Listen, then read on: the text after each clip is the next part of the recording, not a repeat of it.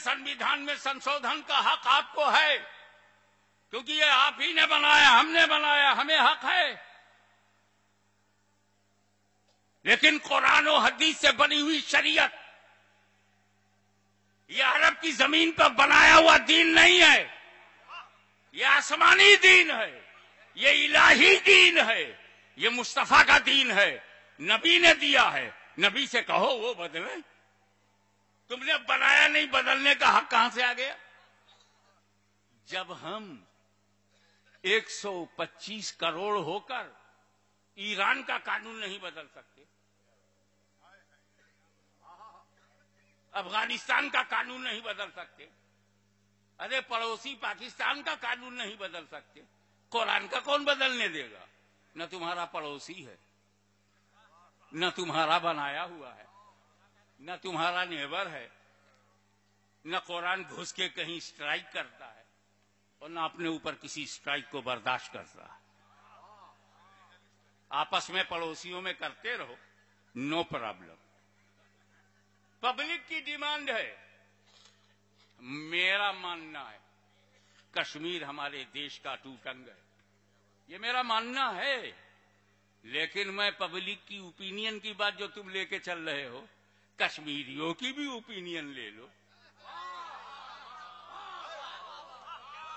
वाह वाह वाह वाह वाह, नानी मरती है ओपिनियन लेने में।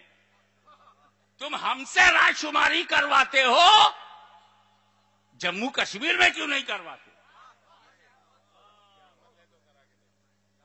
हिम्मत है तो श्रीनगर में ला कमीशन भेजे। आजाद रहना चाहते हो या हमारे साथ रहना चाहते हो?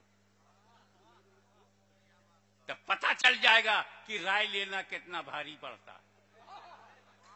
जब हमने मान लिया कश्मीर हमारा है तो कोई रायशुमारी नहीं होगी। ऐसे ही शरीयत हमारी है, इससे कोई रायशुमारी नहीं होगी। नारे तकबीर, नारे रिसालत, गाज़िए मिल्लत, उर्से मखदूम अशरफ, तहफ्फुज़े शरीयत। भारतीय संविधान ने हमको जो धार्मिक स्वतंत्रता दी है, हर आदमी अपने विचारों में, अपने धर्म में, धर्म के पालन में स्वतंत्र है, आजाद है। मजहबी आजादी दी गई कि तुम, इसीलिए तो जब किसी औरत ने सती हुई हम चुप रहे,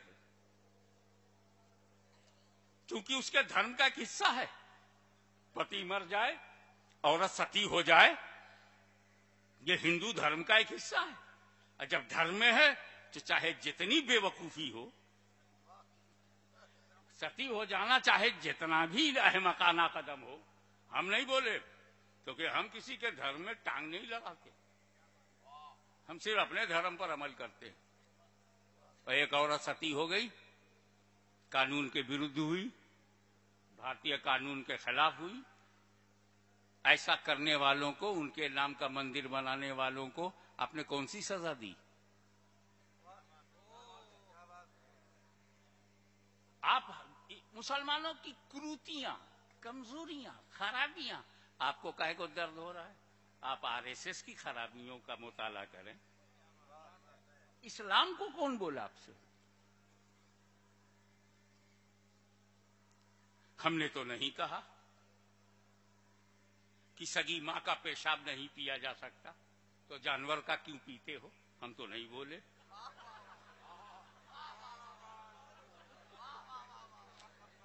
जिस मां के पेट से हमने जन्म लिया उसका मूत्र तो हम पीते नहीं।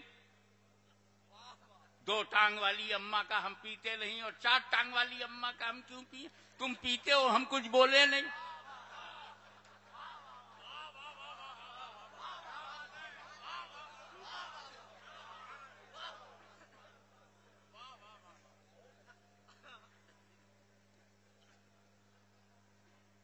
हम दूसरे मजहब पर उंगली नहीं उठाते, इस यकीन के साथ कि तुम भी हमारे मजहब पर उंगली ना उठाओ। और कारण यह है कि हमारा दीन तुम्हारे लिए नहीं है, हमारा दीन हमारे लिए, तुम्हारे लिए। हाउ मच फ्लेक्सिबल, कितना लचकदार हमारा मजहब है। तुमको भी जीने का हक देता है और जीने की बात करता है। तुम अपने मजहब पे कायम रहो, हम अपने मजहब पे कायम रहें। तुम सनातन पसंद करते हो, सनातन हो जाओ। तुम आर्या समाज पसंद करते हो, आर्या हो जाओ। सिख पसंद करते हो, सिख हो जाओ। अपने को कोई प्रॉब्लम नहीं। जो चाहो खाओ।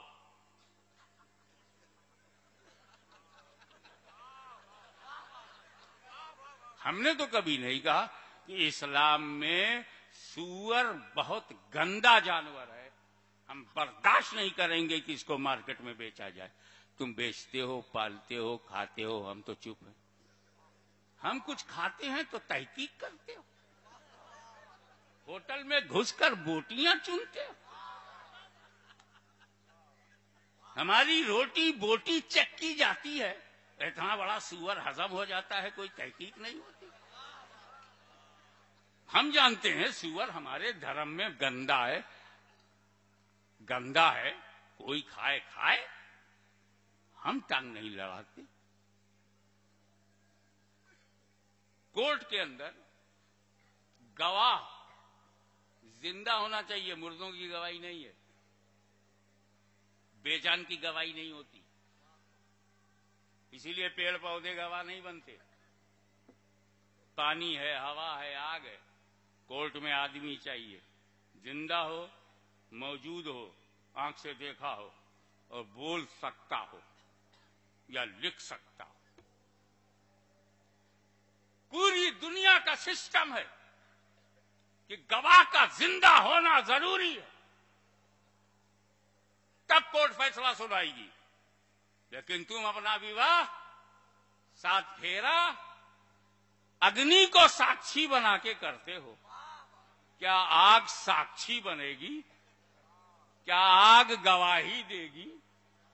फिर भी हमने कभी नहीं कहा कि इसको बदल दो और सच्चे गवाहों को लाया करो। तुम्हारी आस्था से जुड़ा हुआ जो मसला है वो हमने तुम पे छोड़ा, तो हमारी आस्था से जुड़ा हुआ जो मसला है वो हम पे छोड़ो। वरना दुनिया में मुसलमान जीने के लिए नहीं है। शरीयत में हाथ डालोगे तो मरेगा हिंद में, पहुंचेगा मदीने में।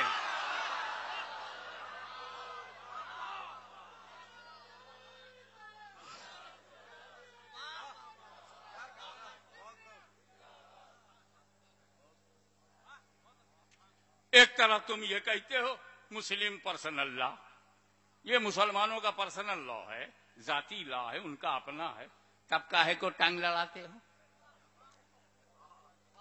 इसी मुल्क में हिंदू पर्सनल लॉ है, उस पर क्यों नहीं बहस करते? लॉ कमीशन से क्यों नहीं उनके बारे में बातें जाती? हिंदुओं बताओ, तुम्हारी औरतों के साथ जो अत्याचार हो रहा है वो हिंदू पर्सनल लॉ में कैसे परिवर्तन लाया जाए? सब खैरियत है। रही बात औरतों की, तो मोदी सरकार कान खोल करके सुन ले, ये सुन्नी मुसलमान फितना फैलाने वाले मर्दों के आगे नहीं झुका।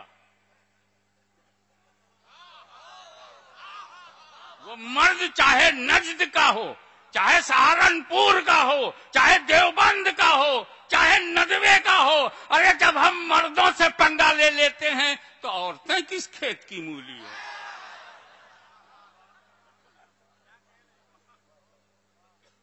चलो औरतों ही पे डाल दो। औरतें अगर ये कहें कि मोदी जी रिजाइन करें,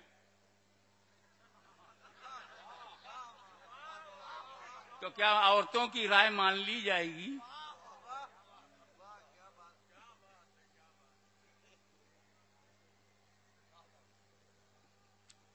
मैं चैलेंज करता हूं, सच्चाई का दूध पिया है तो कबूल कर, गुजरात में 50 लाख औरतों से मैं ये लिखवा सकता हूं, भिजवा सकता हूं कि मोदी साहब इस्तीफा दे दें।